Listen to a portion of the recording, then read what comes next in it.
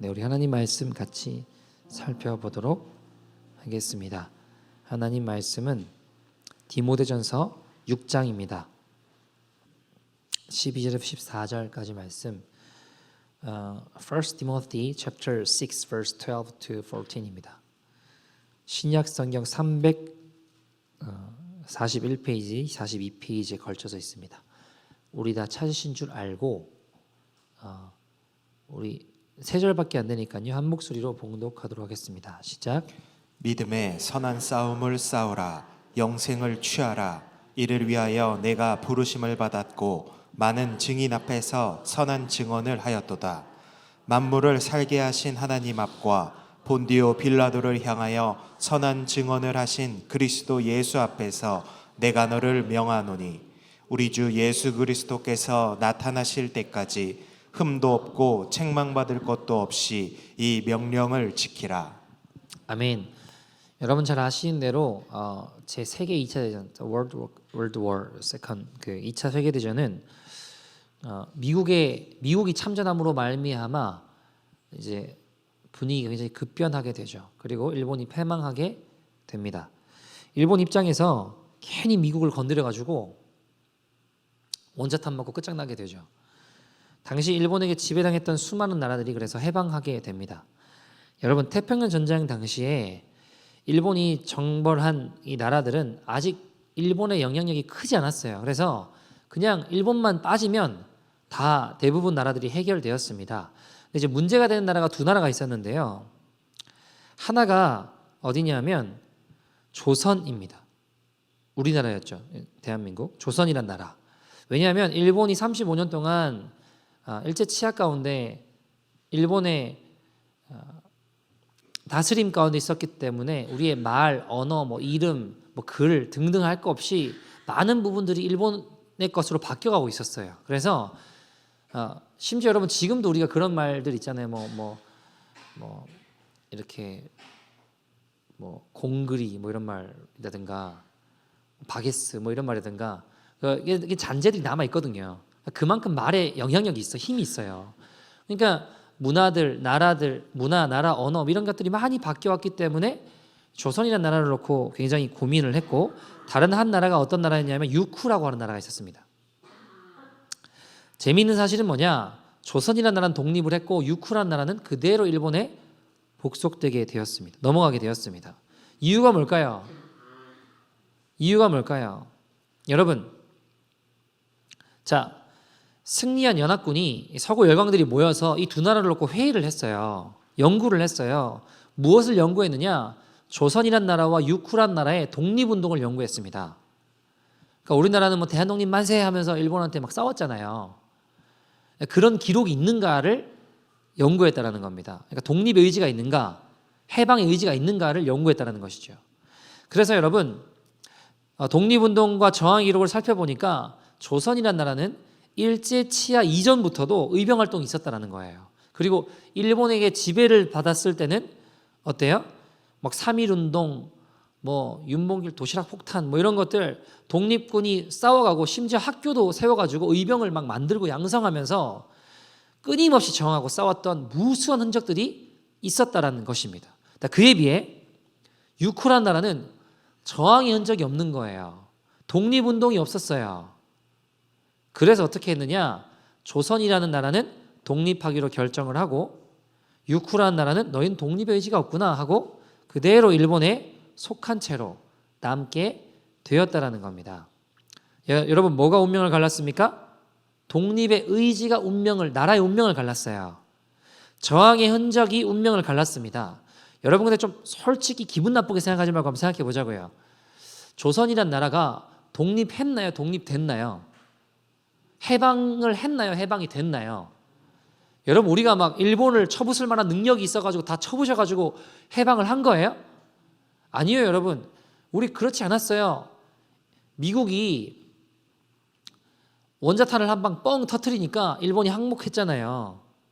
일본보다 더 센 미국이 일본에게 폭탄 터뜨려서 원자탄을 날려서 한 방에 다 끝내버렸습니다. 여러분 그 대단했던 일본, 그러나 그보다 더 대단했던 미국이 참전함으로 말미암아 일본이 끝난 거예요. 근데 이게 가만히 생각해 보면 예수님 우리에게 하신 일이랑 되게 비슷해요. 무슨 말이냐, 여러분? 우리가 내 힘으로 구원을 이룰 수 있어요, 없어요? 내 능력으로 구원받을 수 있나요, 없나요? 없어요. 우리에게 그런 능력이 없습니다. 죄인 우리에게는 그런 힘도 능력도 없습니다. 우리는 죄의 지배 아래서 마귀에게 속한 길로 지옥으로 나도 모르게 달려가는 것이 우리 인생이라는 겁니다. 내 힘으로 절대 마귀 못 이깁니다. 그런데 미국이 일본을 박살내서 우리를 해방시킨 것처럼 예수님께서 십자가에서 사단의 머리를 부수시고 우리에게 해방의 길을, 구원의 길을 열어주신 겁니다. 여러분, 구원에 내 공로가 있어요, 없어요? 내 공로는 없습니다. 구원에 예수님이 원자폭탄으로 한 방에 끊으셨습니다. 어디서요? 저 갈보리 십자가 언덕에서요. 십자가에서요. 여러분, 유쿠란 나라가 어딘지 아세요? 지금 오키나와입니다. 오키나와. 여러분, 오키나와는 19세기 중반에 일본에 흡수됐습니다. 인종도 원래 우리와 같은 동양 사람이 아니라 그 말레이시아 사람이었어요. 원래는 위치도 일본에 가까운 게 아니라 대만에 훨씬 가깝습니다. 실제로 지도를 보면요. 그런데 여러분, 그 사람들은 일본과 언어도 다르고 역사도 다르고 엄연한 독립국가의 자격이 있었습니다. 근데 이 사람은 독립을 못했어요. 왜요? 그들은 싸우지 않았기 때문입니다. 싸우지 않으니까 독립의 의지가 없구나라고 판단했다고요, 서구 열강들이. 그래서 이제 유쿠가 아니라 영원히 일본의 오키나와라는 곳으로 바뀌어버린 겁니다. 똑같아요. 무슨 말이냐? 여러분, 주님이 십자가에서 구원을 이루어 놓으셨습니다. 그러나 우리가 싸우지 않으면 마귀에게 끌려갑니다. 왜요? 죄와 싸우지 않으면 변질됩니다. 살아있는 자는 저항해요. 여러분, 살아있는 물고기는 강물을 거슬러 올라가죠. 근데 죽은 물고기는요, 그냥 물결 따라 휩쓸려서 죽은 물고기는 그냥 떠다닌 채로 휩쓸려 간다고요. 왜요? 죽었으니까. 그러나 살아있는 자는 저항한다라는 거예요. 여러분, 주님이 우리에게 찾으시는 게 뭐예요? 네 능력이 얼마나 대단하냐, 이게 아니에요. 끝까지 싸웠느냐예요. 끝까지 포기하지 않았냐라는 겁니다. 순종을 위한 싸움을, 죄와의 싸움을, 주님을 따르기 위한 싸움을 포기하지 않았느냐. 여러분, 이것으로 나중에 우리의 천국과 지옥이 결정될 것입니다. 싸우지 않으면 마귀랑 함께 가게 됩니다. 싸움의 흔적이 없으면, 눈물과 탄식의 흔적이 없으면 주님은 우리를 모르신다 하실 수 있다는 겁니다. 여러분, 우리 주님 곧 오실 때 성한 몸으로 주님 앞에 서려고 하지 마십시오. 죄와 싸우되 피 흘리기까지 싸워서 우리 안에, 우리 몸에, 우리의 인생에 주님의 그 영광의 흔적들을 안고 주님 앞으로 갑시다. 여러분, 오늘 본문 그래서 12절에 뭐라고 시작합니까? 믿음의 선한 싸움을 싸우라. 영생을 어떻게 해요? 취하라. 여러분, 이를 위해 내가 부르심을 받았고 이야기하죠. 자, 여러분, 믿음의 선한 싸움을 싸우라라고 주님 말씀하십니다. 영생을 취하라고 말씀하십니다. 언제까지요? 14절에 뭐라고 이야기합니까? 우리 주 예수 그리스도께서 나타나실 때까지 흠도 없고 책망받을 것도 없이 이 명령을 지키라. 언제까지요? 우리 주 예수님이 다시 오실 때까지 주님의 명령을 지켜나가는 것입니다. 믿음의 선한 싸움을 싸우는 것입니다. 여러분, 시대가 아무리 타락하고 변질되고 어려워져도 영적으로 살아있는 자는 반드시 저항합니다.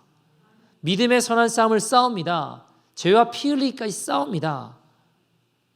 여러분, 주님이 우리를 부르실 때 막 죄랑 싸우는데 죄 가운데 맨날 패배하라고 부르신 게 아니에요. 맨날 패배하고 끌려다니고 이러려고 부르신 게 아니라고요. 승리케 하시려고 부르셨습니다. 여러분, 한번 생각해 봅시다. 막 해도 안 되는데 주님이 명령하시고 죄랑 맨날 지고 순종 못하고 못하는 거 일부러 시키셔가지고 너 인마 그것도 못하냐고 그러면서 우리를 막 괴롭히시려고 그렇게 부르신 분이 우리 하나님이 아니세요. 하나님 그런 악당이 아니십니다. 여러분, 주님 우리에게 죄와 싸워 승리할 것을 약속해 주셨습니다. 요한복음 16장 33절에 주님 뭐라고 이야기하시죠? 이것을 너에게 이르는 것은 너희가 내 안에서 평안을 누리게 하려. 그 다음에 뭐라고 하시죠? 세상에서는 너희가 환난을 당하나 뭐라고요? 담대하라. 왜요? 내가 세상을 이겨노라. 여러분, 여기 내가 누구예요? 우린가요? 아니요, 예수님입니다. 세상을 이기신 예수님께서 우리와 함께 하십니다. 문제는 뭐예요? 우리에게 자유의지를 주셨어요. 자유의지 너무 귀한 겁니다. 우리를 로봇으로 지으시지 않으셨습니다. 태엽 감아놓으면 그냥 그대로 돌아가는 그런 인형 같은 로봇으로 우리를 지으신 것이 아니라 우리에게 자유의지를 주셨어요. 여러분, 우리를 인격적으로 대해주셨다는 거예요. 로마서 6장 19절 말씀 보시면 이렇게 이야기하죠. 같이 읽어볼까요? 시작. 너희 육신이 연약함으로 내가 사람의 예대로 말하노니 전에 너희가 너희 지체를 부정과 불법에 내주어 불법에 이른 것 같이 이제는 너희 지체를 의에게 종으로 내주어 거룩함에 이르라. 자, 여기 19절 말씀에 두 번의 내주어라는 단어가 나와요. 내주어. 뭐를 의미할까요? 선택권을 주셨다라는 거예요. 너희 죄를 부정과 불법에 내주든지 불법에 이르게 되든지 아니면 의의 종으로 내주어 거룩함에 이를 것인지 선택할 능력을 우리에게 주셨다는 거예요. 선택권을 줬다는 겁니다. 악을 선택해서 죄의 자리에 이를 것인지 아니면 의를 선택해서 하나님의 자녀다운 삶을 살 것인지 모든 선택 우리에게 주셨는데 중요한 게 뭐예요? 선택하되 선택한 것에 대한 책임도 져야 되는 겁니다. 여러분, 굉장히 중요한 영적 원리인데요. 전도서 11장 9절에 보면 이렇게 이야기하십니다. 청년이여 내 어린 때를 즐거워하며 내 청년의 날들을 마음에 기뻐하며 마음에 원하는 길들과 내 눈에 보이는 대로 행하라. 야, 좋죠. 마음대로, 야, 그냥 마음대로 우리가 그러면 행하고 살 수 있네요. 근데 그 다음 뭐라고 하세요? 그러나 하나님이 이 모든 일로 말미암아 너를 뭐라고요? 심판하실 줄 알라고 하셨습니다. 여러분, 우리가 하나님 주신 이 때를 즐거워하며 마음이 기뻐하는 대로 살 수 있습니다. 그러나 이 모든 일로 말미암아 반드시 하나님께서 심판하신다는 것을 기억하며 우리가 살아야 됩니다. 여러분, 하나님은 모든 자유를 우리에게 다 주셨습니다. 그러나 우리가 선택하는 것에 대한 책임도 반드시 지게 되어 있다는 거예요. 여러분, 인생의 이게 법칙인데 우리가 여러분 선택한 것에 대한 책임을 져요. 어떤 책임을 지는가? 제가 두 가지로 정리해 봤는데요. 우리가 선택한 것에 대해서 첫 번째, 우리는요, 우리가 선택한 것에 대해서 지배를 받게 됩니다. 한번 따라해 볼까요? 사람은 먹는 대로 삽니다. 여러분, 사람은 먹는 대로 살아요. 내가 무엇을 보고 무엇을 듣고 무엇을 보느냐에 따라, 무엇을 먹느냐에 따라서 그것이 내 삶이 됩니다. 여러분, 맨날 유튜브 보고 누워있고 뭐 쓸데없이 시간 보내고 게임하고 그러고 있으면 거기에 지배를 받아요. 보는 것, 듣는 것, 우리가 무엇을 보고 듣고 먹느냐에 따라서 우리 인생이 결정됩니다. 여러분, 시편 101편 5절 말씀 보시면 이렇게 이야기를 해요. 같이 읽어볼까요? 시작. 자기의 이웃을 은근히 헐뜯는 자를 내가 멸할 것이요 눈이 높고 마음이 교만한 자를 내가 용납하지 아니하리로다. 아멘. 자, 여러분, 그러면 이 말씀에 근거한다면 우리가 누가 남에 대해서 이렇게 헐뜯는 말을 하게 되면 어떻게 해야 돼요? 그랬냐고, 몰랐다고, 이렇게 하면 안 된다라는 거예요. 이해되세요? 맞장구 치면 큰일 납니다. 누가 다른 사람에 대해서 안 좋은 이야기를 하려고 하면 그 말씀 마세요. 나에게 그렇게 말씀하지 마세요. 그래야 된다라는 거예요. 아주 단호하게 끊어야 됩니다. 왜냐하면 듣는 것에 영향을 받아요, 안 받아요? 받는다니까요. 다른 사람의 안 좋은 이야기 들으면요, 내가 그 말이 내 마음에 남아요. 얘기 들었던 그 사람을 볼 때 어떻게 될까요? 왜곡된 시선으로 바라보게 된다고요. 그럼 우리가 마음에 죄를 짓게 되는 거예요. 여러분, 진짜 마음 지키려면 눈으로 보는 것, 귀로 듣는 것을 조심해야 됩니다. 욥은 이런 고백을 해요. 욥기 31장 1절에 보면 내가 내 눈과 약속하였나니 어찌 처녀에게 주목하랴. 여러분, 욥은 이런 사람이었습니다. 내 아내 외에는 다른 여자를 쳐다보지도 않겠다. 여러분 당연한 겁니다. 우리가 죄에서 승리하는 삶을 정말 살길 원한다면, 가정에서부터 그렇게 살길 원한다면 우리도 명심해야 됩니다. 보는 것부터 조심해야 됩니다. 듣는 것을 조심해야 됩니다. 여러분, 우리가 거룩한 마음, 죄에서 승리하는 열망 다 가져본 적 있으시지 않습니까? 그런 생각 안 해본 사람 여기 한 사람도 없을 겁니다. 문제는 그걸 얼마나 끝까지 지키느냐가 문제인데, 한때 정말 거룩했던 사람이 나중에 무너지게 되는 것을 많이 봐요. 왜 그런지 아세요? 왜 그런지 아세요? 어제의 경건함으로 오늘을 경건하게 살 수 없기 때문입니다. 어제의 경건함이 오늘을 경건하게 살 수 있게 하는 능력이 되지 못하는 거예요. 매일 경건함으로 나아가야죠. 여러분, 아침마다 누가 나에게 뭔가 악한 말을 할 때 그 입을 다물게 하겠다, 내가 악한 말을 듣지 않겠다, 악한 것을 보지 않겠다, 그런 생활을 내가 매일 하겠다 하며 나아가야 됩니다.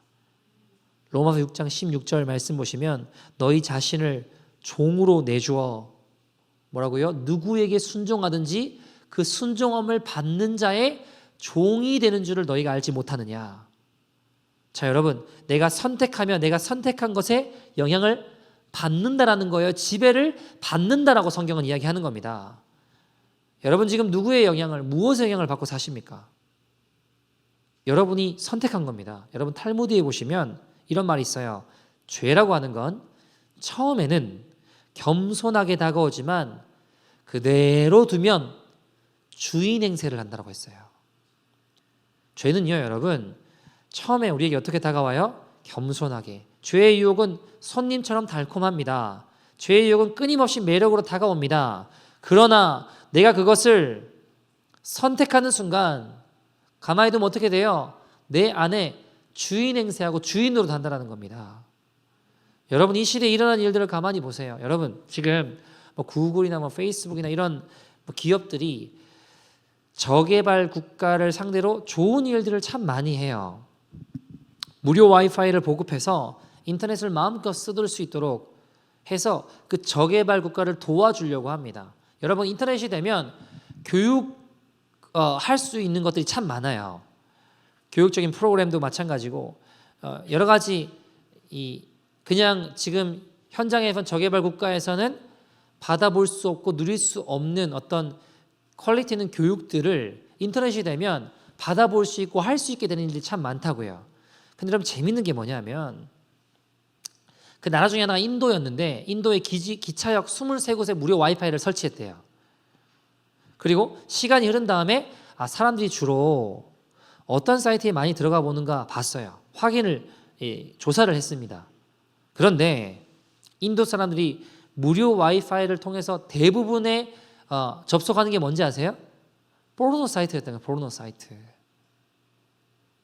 자, 이해가 안 되는 게 아침에 기차역이면 출근하는데 그걸 어떻게 보냐고요. 전 이해가 좀 안 되긴 하는데 뭘 이야기하겠습니까? 여러분, 이것이 마치 지금 우리 시대에 현실적으로 죄의 권세에 끌려다니고 있는 이 시대에 우리들의 모습을 보여주고 있는 것은 아닐까. 여러분, 지금 어디에 끌려다니고 계십니까?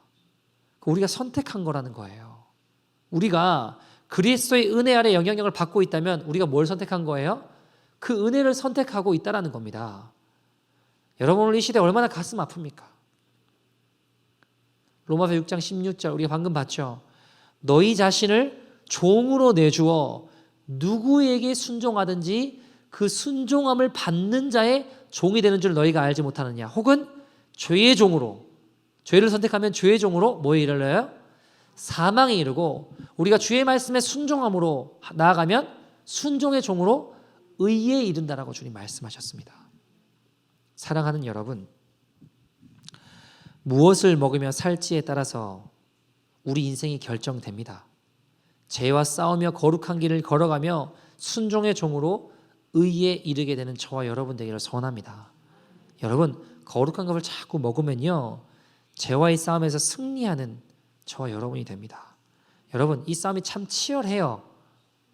거룩한 것을 먹기 위해 이 죄와의 싸움에 승리하기 위해 우리가 반드시 기억해야 될 것이 있습니다.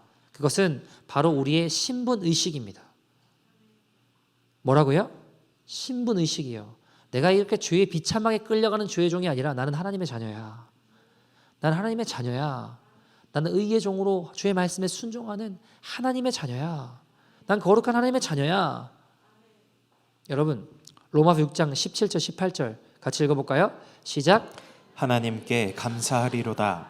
너희가 본래 죄의 종이더니 너희에게 전하여 준 바 교훈의 본을 마음으로 순종하여 죄로부터 해방되어 의에게 종이 되었느니라. 자, 여러분, 지금 바울이 말하고 있는 신분의식, 자기 정체성이 뭐예요? 내가 원래는 뭐예요? 죄의 종이었다라는 겁니다. 근데 이제 하나님의 은혜로 이제는 나는 죄로부터 해방되어 의의 종이 되었다라는 겁니다. 나는 의의 종이 된 사람이다. 나는 하나님의 자녀다. 이게 바울의 신분의식이었습니다. 여러분, 그 다음 19절 하반절에 보면 뭐라고 그래서 바울이 또 이야기합니까? 이제는 너희 지체를 의에게 종으로 내주어 뭐에 이르라고요? 거룩함에 이르라라고 하셨습니다. 자, 여러분 보세요. 그러면 여기서 발견될 수 있는 영적인 원리가 거룩함이라고 하는 건 누구에게서 나오느냐? 난 더 이상 죄의 종이 아니다. 나는 의의 종이다. 나는 하나님의 거룩한 백성이다. 이런 자기 정체성에서 나오는 게 뭐라는 거예요? 거룩함이라는 겁니다. 거룩함이란 열매라는 거예요. 요한 1서 3장 1절 말씀 보시면 보라 아버지께서 어떠한 사랑을 우리에게 베푸사 하나님의 자녀라 일컬음을 받게 하셨는가? 우리가 그러하도다. 십자가에서 하나뿐인 아들을 내오실 만한 만큼 그렇게 우리를 사랑하셔서 우리를 당신의 자녀로 삼으셨다는 겁니다. 이게 자기 정체성 아닙니까? 여러분, 온통 세상 가치관에 물들어가지고 껍데기밖에 볼 수 없는 이 땅의 세상 사람들이 우리를 어떻게 보는지는 몰라도 우리가 선포하고 외칠 수 있는 게 뭐예요?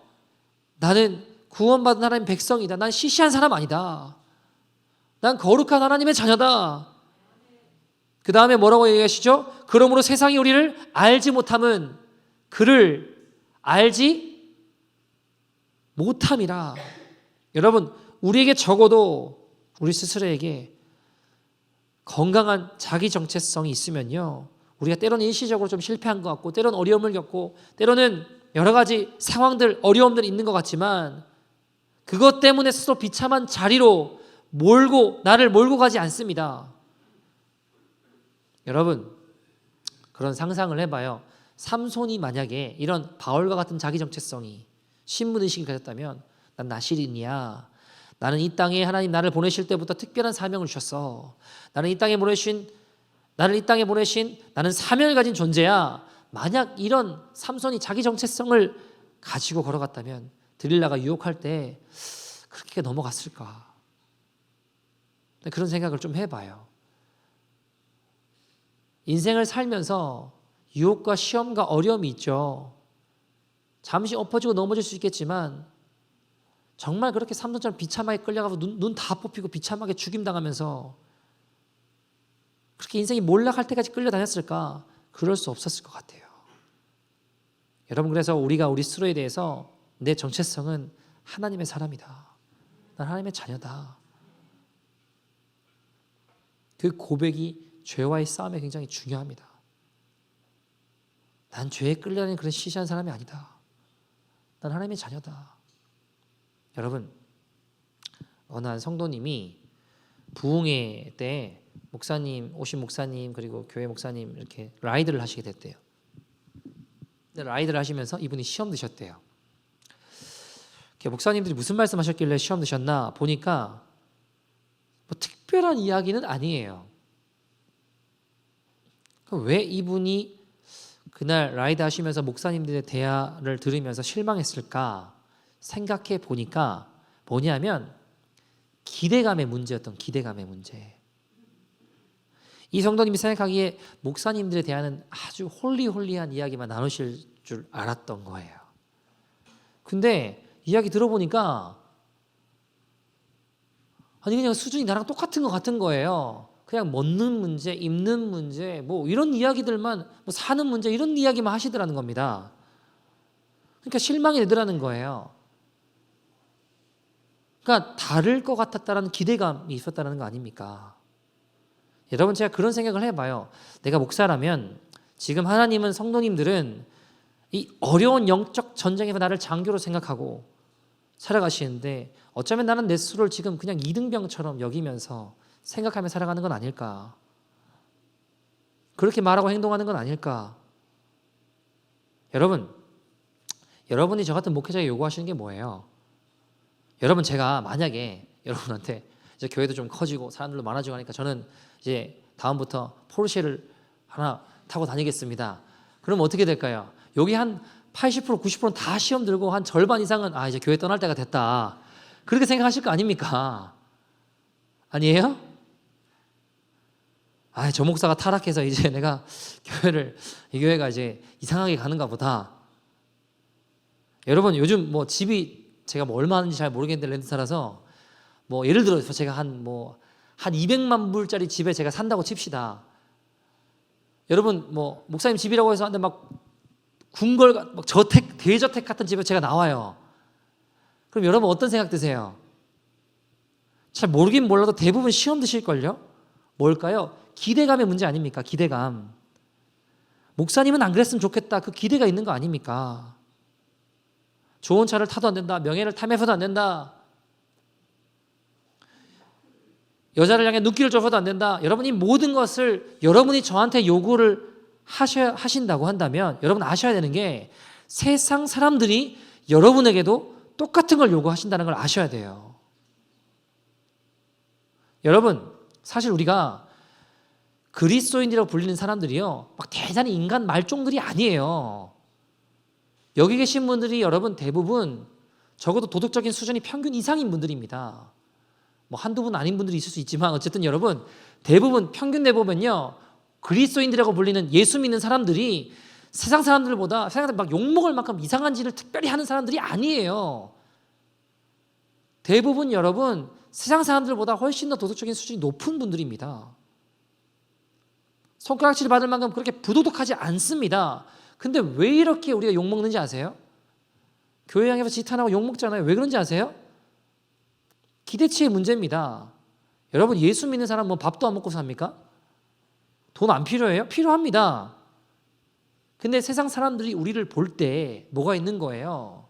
너희가 하나님의 자녀라면 좀 달라야 되지 않냐라는 기대감이 있다고요. 너희가 정말 하나님의 자녀라면, 그리스도인이라면 우리랑은 좀 달라야 되지 않냐, 이 신분의식이요. 우리가 죄와 싸우기 위해서 회복해야 될 가장 중요한 것 중에 하나, 자기 정체성입니다. 여러분, 이게 실제로 우리 삶에 도움을 줘요. 어떤 장로님이 운전을 하고 가시는데 1차선이었대요. 이쪽 1차선, 반대쪽 1차선. 그러니까 왕복 2차선인 거죠. 근데 앞차가 너무 운전을 못하더래요. 그럼 뒤에 막 차가 밀리고 막 빵빵빵하고 난리가 났어요.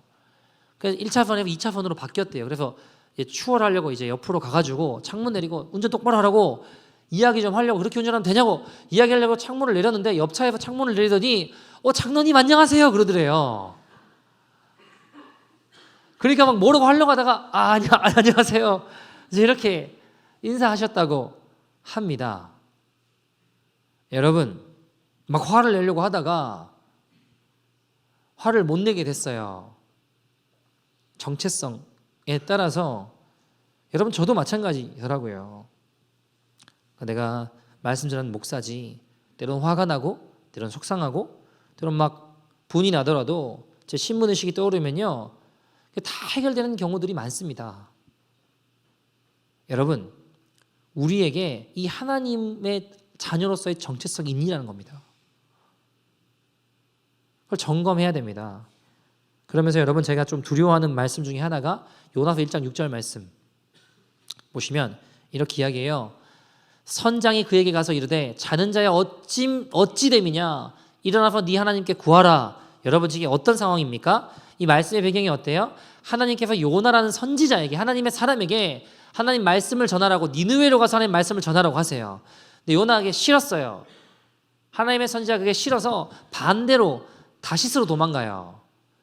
다시스로 가는 배를 탔습니다. 근데 그 배에 풍랑이 일어나요. 다 죽게 생겼습니다. 자, 이때 죽을 고생하고 있는 와중에 하나님을 믿지 않는 선장이 하나님의 종이라고 불리는 요나에게 찾아와서 꾸지람하는 장면인 거예요. 그 배경을 아시고 6절 말씀 다시 보세요. 선장이, 하나님 안 믿는 선장이 요나에게 다가와서 이르는데 뭐라고 해요? 어찌 됨이냐, 일어나서 네 하나님께 구하라. 이거 여러분 비참한 상황 아닙니까? 아니, 세상에 여러분 선지자가 오라고 하나님의 사람한테 세상이 똑바로 하나님 믿으라고 소리 듣는 거 아닙니까? 저는 제 생에 이런 일이 일어나지 않기를 소원합니다. 제가 무슨 비도덕적인 일을 저질러가지고 안 믿는 사람들로부터 네가 목사냐, 네가 그러도 목사냐, 이런 일이 일어나지 않기를 소원한다는 겁니다. 여러분, 가슴 아프게도 오늘날 교회 현실을 보면 이 요나서의 말씀, 이 모습이 너무 많이 일어나고 있는 건 아닙니까? 지금 세상이 교회를 향해 얼마나 꾸지람합니까? 세상이 교회를 향해 얼마나 비난합니까? 교회 정신 차리라고, 지금 맛을 잃은 소금 같다고, 빛을 잃어버린 쓸모없어진 전구 같다고. 여러분, 그런 소리 들으면요, 우리 되게 자존심 상해하고 속상해야 돼요. 근데 아무렇지도 않다는 게 진짜 문제라는 거예요. 여러분, 우리가 죄와 싸우기 위해서 내가 그리스도인이다라는 신분의식을 우리가 회복해야 됩니다. 여러분, 근데 여기서 제가 말씀드리고 싶은 이 신분의식이라고 하는 걸 좀 오해하시면 안 되는 게, 죄와 싸우기 위해서 그리스도인의 신분의식을 회복해야 된다라는 말씀을 듣고, 아, 그래, 나 예수 믿는 사람이지, 주먹을 푹 끈쥐고 내 힘으로 내 능력으로 잘 살아봐야지, 그 말을 드리고 싶은 게 아니에요. 여러분, 그리스도인의 신분의식은 그리스도와의 연합으로 완성됩니다. 뭘로 완성된다고요? 예수님과의 연합으로 완성된다고요. 로마서 6장 5절 말씀 보시면 이렇게 이야기합니다. 같이 읽어볼까요? 시작. 만일 우리가 그의 죽으심과 같은 모양으로 연합된 자가 되었으면 또한 그의 부활과 같은 모양으로 연합한 자도 되리라. 주님과 연합된 자가, 죽으심과 같은 모양으로 연합된 자가 됐으면 예수님 다시 사시는 부활에 같은 모양으로 연합된 자가 된다. 여러분, 내가 그리스도의 십자가로 하나님의 자녀가 되었다는 이 신분의식이라고 하는 건 더 이상 죄를 나 홀로 싸우는 인생이 아니라 나를 위해 십자가 지신 예수 그리스도와 연합하여 그분과 함께 싸우는 인생이 되었다는 겁니다. 여러분, 그리스도의 연합이 뭐예요? 로마서 6장에서 말하고 있는 건 예수님 십자가 지시는 것 하나로, 아, 이제 우리의 죄의 문제, 죄책감과 두려움과 고통과 괴로움 다 해결됐어. 그냥 난 간다. 네 알아서 해라. 주님 이렇게 말씀하시는 게 아니라는 거예요. 예수님 십자가에 죽으심으로 이 신비로운 연합을 통해 우리 안에 내주하시고, 또한 우리와 함께 이 죄와 싸우는 일을, 오늘도 그 일을 주님이 함께 하신다는 것입니다. 그것이 연합의 비밀입니다. 여러분, 제가 제 아내랑 결혼을 했습니다. 제 아내는 저랑 결혼을 하면서 제가 아내 모든 학자금을 다 갚아줬어요. 론을 다 갚아줬습니다. 결혼 하고 부조금 있잖아요. 그거 다 갚아줬어요. 그리고 뭐 아내가 살림살이 혼수 뭐 이런 거 없이 그냥 결혼하고 그냥 여기 와서 저랑 같이 살았습니다. 뭐 해오고 사오고 이런 거 없었습니다. 제 차도 그냥 아내가 자기 차처럼 그냥 자기 차처럼 탔어요. 그러다가 사고 내서 폐차했습니다. 그리고 저는 지금까지 단 한 번도 그걸 뭐라고 한 적이 없어요. 한 번도 지금까지 어떻게 그러냐고 한 적이 없다고요. 여러분, 그냥 제 아내는 제 모든 것을 누리고 저와 함께하는 게 가장 복된 일이에요. 이게 그리스도와의 연합입니다. 우리가 무슨 여러분 강도지대에서 죄인이 아니에요. 여기 살인하신 분 계신가요? 그러지 않잖아요. 이 하나님 주신 놀라운 연합의 시스템을 무시한 채 예전의 습관대로 나 혼자 살아가는 게 이게 죄라는 겁니다. 하나님이 지금 그리스도와 연합이라는 이 아름다운 영적 시스템을 우리에게 주셨어요. 근데 우리는 그거 활용 안 하고 난 그냥 내 주먹을 믿어. 내 자신을 믿어. 이 시스템 필요 없어. 세상에 엉뚱한 거 붙잡고 믿고 의지하고 그거 손잡고 일을 하고 노력한다면 그게 죄라는 거예요. 사랑하는 여러분, 그리스도와의 연합이라는 시스템이 잘 가동돼요. 나 홀로 싸우는 죄와의 싸움이 아니라 내 안에 계신 예수 그리스도 그분과 연합하여 이제 홀로 싸울 때는 맛보지 못했던 이 죄와의 세력에 싸워 이기는 승리하는 그 능력을 맛보는 저와 여러분 되기를 소원합니다. 여러분 성경에 보면요, 이 주님과의 연합, 그리스도의 정체성을 설명하는 성경이 참 많거든요. 대표적인 구절 중에 하나가 제가 제일 좋아하는 말씀인 갈라디아서 2장 20절 같이 읽어볼까요? 시작.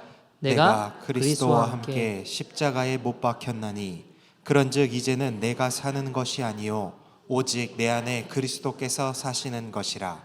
이제 내가 육체 가운데 사는 것은 나를 사랑하사 나를 위하여 자기 자신을 버리신 하나님의 아들을 믿는 믿음 안에서 사는 것이라. 아멘. 자 여러분, 내가 그리스도와 함께 십자가에 못 박혔나니 이제 내가 사는 게 아니요 오직 내 안에 누가요? 그리스도께서 사시는 것이라. 주님과 연합 아닙니까? 내가 육체 가운데 사는 것은 나를 사랑하사 나를 위하여 자기의 몸을 버리신 하나님의 아들을 믿는 믿음 안에 사는 것이다. 여러분, 그 주님과의 연합을 이루어 나가는 저와 여러분 되기를 소원합니다. 우리가 이 땅을 위해서 기도해야 될 게 뭐예요? 하나님, 이 땅에 이렇게 그리스도와 연합된 정치인들이 일어나게 하십시오. 하나님, 이 땅에 주님과 연합된 기업인들이 일어나게 해주십시오. 하나님, 이 땅에 주님과 이렇게 연합된 법조인들이 일어나게 해주십시오. 교사들이 일어나게 해주십시오. 교육자들 일어나게 해주십시오. 여러분, 그런 일들이 일어나야 돼요. 최근에 플로리다인가요? 그 법 하나 통과됐는데 보니까 뭐냐면 지금 이제 6월 되면 전 세계가 이 동성애 축제로 난리잖아요. 근데 어떤 법을 통과시켰는가 보니까 동성애자들이 퍼레이드 하겠다 하니까 퍼레이드? 하고 싶으면 해라. 대신 뭘 통과시켰냐면 자녀들을 못 데리고 나오겠어요. 애들을 못 데리고 나오게 하는 법을 통과시켰어요. 그러니까 동성애자들이 난리가 난 거예요. 왜냐하면 이거 데리고 나와가지고 막 퍼레이드 하면서 이게 행복하고 좋은 거다 이런 것들을 보여주면서 교육해야 되는데 애들을 못 데리고 나오게 하니까 막 난리가 난 거예요. 보니까 여러분, 하나님, 세상을 두려워하는 것이 아니라 사람을 두려워하는 것이 아니라 하나님을 두려워할 줄 아는 그런 법조인들이 일어날 줄 믿습니다. 여러분, 예수님과 연합된 하나님의 사람들이 이 땅 가운데 우죽순처럼 일어나기를 소원합니다. 여러분, 주님과 연합된 그리스도인으로 사는 자들을 통해 주님 이 땅 가운데 새 일을 행하실 것입니다. 한 이야기들을 말씀을 좀 마치죠. 여러분, 닉 부이치라는 그 분을 아시죠? 이분은 팔다리가 없는 분이십니다. 태어날 때부터 그랬습니다. 자, 여러분이라면 팔다리 없이 태어났어요. 어떤 생각 드세요? 내가 왜 사나? 내가 왜 사나? 낙심하고 낭망하고 인생을 저주하고 포기하며 살지 않겠습니까? 이 친구는 그런 상황에서도 전 세계를 돌아다니며 희망을 전해주고 있는 분입니다. 영상에 보니까 팔다리가 없는데 뭐 다리라고는 하기 좀 힘든 뭐 발가락 같이 생긴 거 뭐 2개밖에 없는 조그만한 다리를 가지고 강단에 와서 사람들한테 막 인사하고 자기를 막 소개하고 그리고 좀 있다가 막 비트박스를 해보겠다고 그러면서 사람들이 막 반응을 보여요. 막 비트박스를 하는데 사람들이 막 박수도 치고 기뻐하고 그러다가 막 한참 하다가 갑자기 앞으로 쓰러졌어요. 얼마나 깜짝 놀랐겠어요. 사람들도 긴장되지 않겠습니까? 혼자 일어나지도 못하는데. 여러분, 정상적인 사람도, 저도 여기 쓰러지면 사람들이 걱정하거든요. 근데 쓰러져서 못 일어나는 사람이, 팔다리 없는 사람이 쓰러지니까 이거 어떻게 가서 뭐 이렇게 줘야 되나, 별별 생각 다 할 거 아닙니까? 근데 이분이 쓰러진 상태에서 아이고 맞습니다. 저는 지금 넘어져 있습니다. 팔다리 없으니까 일어날 수가 없네요.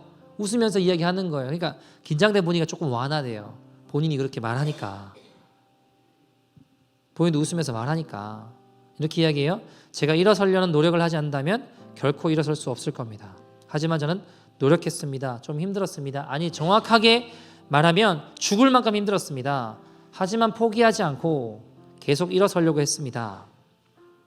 하면서 막 몸부림을 쳐요. 일어서려고. 팔이 없으니까 뭘 짚고 일어나야 되는데 얼굴을 바닥에 대고 몸을 움츠리면서 몸부림치면서 자세를 이렇게 바로 잡으려고 하는데 보는 사람들이 너무 안타까운 거예요. 애처로운 거예요. 온몸을 비틀어서 애를 쓰면서 어렵게 일어났습니다. 사람들이 막 박수쳤어요. 벌써 우는 사람들이 있었습니다. 여러분, 지금 넘어져 있는 분 계십니까? 포기하지 마세요. 일어날 수 있습니다. 저도 제가 일어날 수 있을 거라고 믿지 않았습니다. 그러나 저는 단지 딱 하나, 포기하지 않는 것뿐입니다. 그리고 이렇게 일어났습니다. 막 사람들이 막 울어요. 여러분, 제가 서두에 주님 우리에게 원하시는 게 뭐라고 말씀드렸나요? 끝까지 싸우는 거예요. 포기하지 않고 싸우는 거예요. 끝까지 싸우라. 나와 함께 가자. 넘어졌냐? 다시 일어나라. 다시 믿음으로 도전하고 나와 함께 가자. 그 주님 우리에게 원하시는 거예요. 여러분, 이 거룩한 싸움의 흔적이 우리를 생명으로 인도합니다. 우리를 구원으로 인도합니다. 닉 부티치가 이렇게 말해요. 여러분, 여기 넘어진 사람 있습니까? 다 경험이 있거든요. 포기하지 마시라고 이야기를 하는데 사람들이 막 울어요. 자기는 8살 때 자살 시도를 했대요. 8살 때 이미 삶의 결론을 내렸대요. 아, 이거는 사는 것보다 죽는 게 훨씬 더 낫겠다. 나한테도 낫고 나를 돌보고 있는 수많은 사람들이 더 행복하게 살려면 내가 죽어야 된다. 인생의 결론을 8살 때 냈어요. 그러니까 3번 스스로 죽으려고 했습니다. 마귀가 그렇게 하는 거예요. 넌 희망이 없다. 넌 소망이 없다. 넌 끝났다. 넌 안 된다. 죄랑 싸워봤지? 너 안 되지 않냐고. 넌 끝났다고. 넌 해봐도 안 된다고. 그게 사단이 주는 거고요. 하나님은 나와 함께 가자. 아니야. 10번 싸우다가 1번 이겼어요. 1번 승리했어요. 사단은 9번 너 아직 넘어지잖아. 너 끝났잖아. 너 안 돼. 주님은 1번 이겼잖아. 다음에 2번 이기자 하시는 분이 주님이세요. 여러분, 우리가 마귀 하는 이야기 들어보면요, 영 틀린 이야기는 아니에요. 또 보면 너 옛날에 이런 죄 졌지, 저런 죄 졌지, 너 그래서 안 되고, 없는 거 가지고 이야기하지 않아요. 설득력이 있어요. 근데 설득력 있다고 그게 질리고 나고 끌려가면 끝난다는 거예요. 여러분, 이분이 15살에 회심을 해요. 성경을 읽는데 나면서부터 소경된 자가 있었어요. 사람들이 물어요. 이거 누구의 죄 때문입니까? 라고 물어요. 주님 뭐라고 하시죠? 하나님 하신 누구의 죄 때문이 아니라 하나님께서 하신 일을 보게 하려 함이니라 라고 이야기해요. 그러면서 닉 부이치치가 이런 마음이 드는 거예요. 그래? 하나님 하신 일들을 보게 하기 위해서 누구 죄 때문이 아니라 누구 잘못이 아니라 이 사람을 통해서도 하나님 하실 일이 있다고? 그러면 나 같은 사람을 통해서도 하나님께서 하신 일이 있지 않을까? 나 같은 사람을 통해서도 하나님께서 역사하신 일이 있지 않을까? 충격으로 다가왔습니다. 나도 하나님 뭔가 하시려고 이렇게 하신 걸까? 처음에 믿어지지 않았어요. 그러나 놀라운 평안이 내 안에 임하는 것들을 경험하고 그때부터 죽고 싶은 생각이 떠나가요. 하나님 내게 뭔가 하실 일이 있으시대. 그리고 그 순간 주님께 내 인생을 맡겼어요. 내 인생 별 볼 일 없지만, 내가 어떻게 되는지 모르겠지만 주님께 다 맡깁니다. 내 인생, 이 주님과 연합이 이루어지는 거예요. 이제 내 인생은 내 것이 아니라 주님 것입니다. 주님 것입니다. 주님으로 살기 원합니다. 하나님 이끄신 대로 내가 살겠습니다. 그렇게 마음을 먹고 생각을 하고 나서 보니까 그전에 아무것도 하기 싫고 죽고 싶었는데 하고 싶은 것도 많더래요. 갑자기 그때부터 하고 다 해봐야겠다고 다 해봤대요. 막 이 뭐죠? 이렇게 다이빙도 해보고 스쿠버 다이빙도 해보고 막 스케이트보드도 타고 노래도 막 작곡하고 영화에도 출연해봤대요. 기회가 오면 다 해봤대요. 하나님 나를 어떻게 쓸지 모르지만 일단 다 해보자. 죽으라고 노력하고 다 해봤대요. 예전처럼 슬퍼하지 않고 낙심하지 않고 막 죽으려고 예전처럼 하지 않아요. 이 몸 가지고 막 스케이트보드 타고 악기도 다루고. 근데 그거 그냥 나는 재밌겠다 해보자 하고 했는데 사람들이 막 다 내 모습을 보면서 막 회복이 되고 소망을 가지고 용기를 가지고 낙심했던 사람들이 뭐 회개하고 돌아오고 나는 그냥 인생의 방향이 바뀌고 그냥 해보고 싶은 거 다 해봐야겠다라고 한 것밖에 없는데 사람들이 막 회복되고 일어나더래요. 야, 세상에 이보다 놀라운 일이 어디 있나. 야, 진짜 하나님의 역사가 놀랍구나. 정말 내 인생 비참하게 좌절과 낙심과 죄악에 끌려가며 끝나는 인생이 아니라 하나님이 나 같은 사람을 통해서도 하나님의 일들을 하시는구나. 사람들이 살아나고 회복되는 거예요. 그러면서 이런 생각이 들었대요. 만약 내가 팔다리가 있었으면 사람들이 이렇게 나를 보면서 회복되고 일어나고 소망을 가지게 되었을까? 어떤 사람이 물어봤어요. 더 좋은 환경에서 자랐다면 얼마나 좋았을까요? 그는 대답합니다. 아니요. 마음속에 병 들어있는데 겉만 멀쩡한다고 해서 그게 좋겠습니까? 여러분, 닉 부이치치는 예수님 만나고 예수님과 연합되어 정말 마음으로부터 기쁨과 사랑이 넘쳐나는 사람이 되었습니다. 사랑하는 여러분, 우리를 통해 저는 이 땅이 변화되기를 소원합니다. 사랑하는 여러분, 죄와의 싸움에서 승리하는 그리스도인 되기를 소원합니다. 예수님과 연합되어 나는 죽고 예수님으로 살아가는 예수님짜리 인생 되기를 소원합니다. 우리가 이제 찬양하고 기도할 텐데, 하나님, 우리가 예수님 다시 오실 그때까지 끝까지 믿음의 선한 싸움을 싸우며 승리하는 그리스도인들 되게 하여 주옵소서. 하나님, 내가 포기하려고 했고 피하려고 했고 도망치려고 했던 내 모습을 용서해 주시고, 주님, 오늘 내가 누구인지 알고 예수님과 믿음의 선한 싸움을 끝까지 싸우며 승리하는 주의 자녀들 되게 하여 주시옵소서. 우리 함께 찬양하겠습니다. 주보혈 날 정결케 하고, 주보혈 날 정결, 주보혈 날 정결케 하고, 주보혈 날 자유케 하니, 주 앞에 나 예배하는 이 시간 나의 모든 것을 주께 드리네. 주의 손 날 위해 찢기셨고,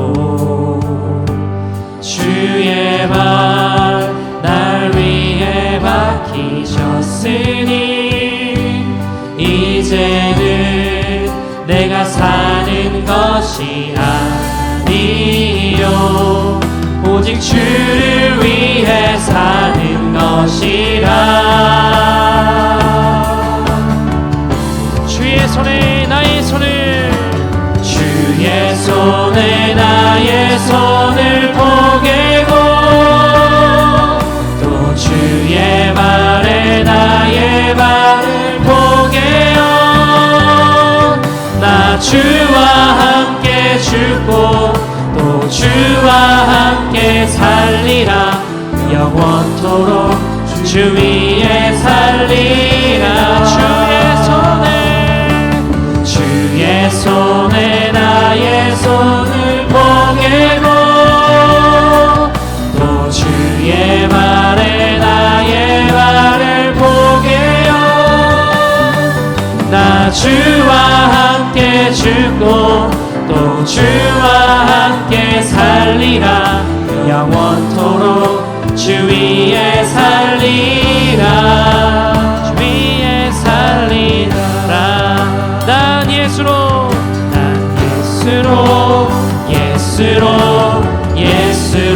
충만하네. 난 예수로 충만하네.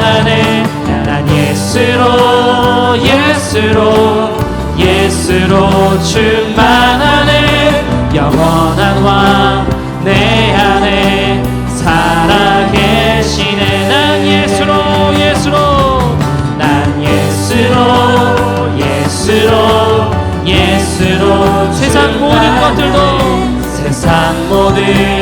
것들도 부럽지 않네. 난 예수로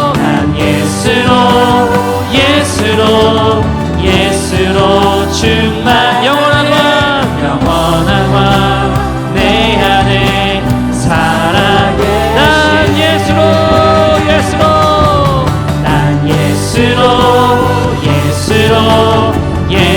세상 모든 분파도 두렵지 않네. 난 예수로